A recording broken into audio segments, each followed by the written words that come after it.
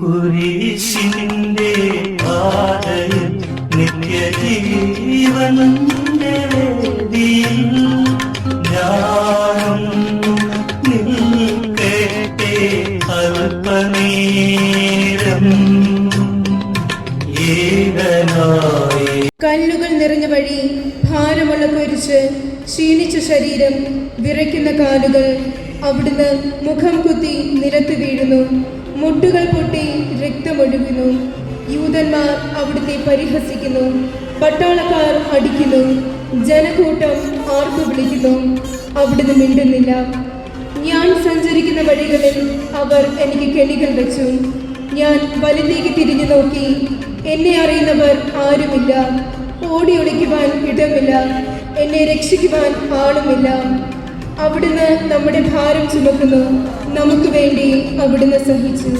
കർത്താവേ, എനിക്ക് വീഴ്ചകൾ ഉണ്ടാകുമ്പോൾ എന്നെ തന്നെ നിയന്ത്രിക്കുവാൻ എന്നെ പഠിപ്പിക്കണമേ. കുരിശ് വഹിക്കുവാൻ ശക്തിയില്ലാതെ ഞാൻ തളരുമ്പോൾ എന്നെ സഹായിക്കണമേ. ശരീരമാകെ വിറയ്ക്കുന്നു. ഞാൻ പൂഴിയിൽ വീണുപോയി. എൻ്റെ ആത്മാവ് ദുഃഖിച്ച് തളർന്നു. ചുറ്റുമുള്ളവർ പരിഹസിക്കുന്നു. അവിടുന്ന് അതൊന്നും ഗണ്യമാക്കുന്നില്ല.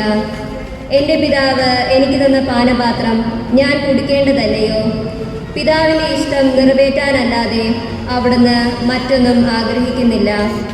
അങ്ങേ ആശ്വസിക്കുവാനായി ഞങ്ങൾ അങ്ങേ സമീപിക്കുന്നു. അങ്ങേ കൂടാതെ ഞങ്ങൾക്ക് ഒന്നും ചെയ്യുവാൻ ശക്തിയില്ല. ജീവിതത്തിൻ്റെ ഭാരത്താൽ ഞങ്ങൾ തളർന്നു വീഴുകയും എഴുന്നേൽക്കുവാൻ കഴിവില്ലാതെ വലയുകയും ചെയ്യുന്നു. അങ്ങേ തൃക്കൈ നീട്ടി ഞങ്ങളെ സഹായിക്കണമേ. ഗാഗുൽത്തായിൽ എത്തിയപ്പോൾ അവർ അവിടത്തേക്ക് നീറ കലർത്തിയ വീഞ്ഞു കൊടുത്തു. എന്നാൽ അവിടുന്ന് അത് സ്വീകരിച്ചില്ല.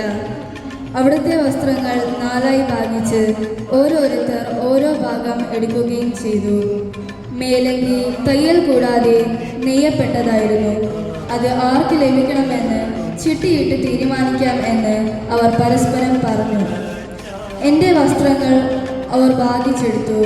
എൻ്റെ മേലങ്കിക്ക് വേണ്ടി അവർ ചിട്ടിയിട്ടു എന്നുള്ള തിരുവെഴുത്ത് അങ്ങനെ അന്വർത്ഥമായി. ദുസ്സഹമായ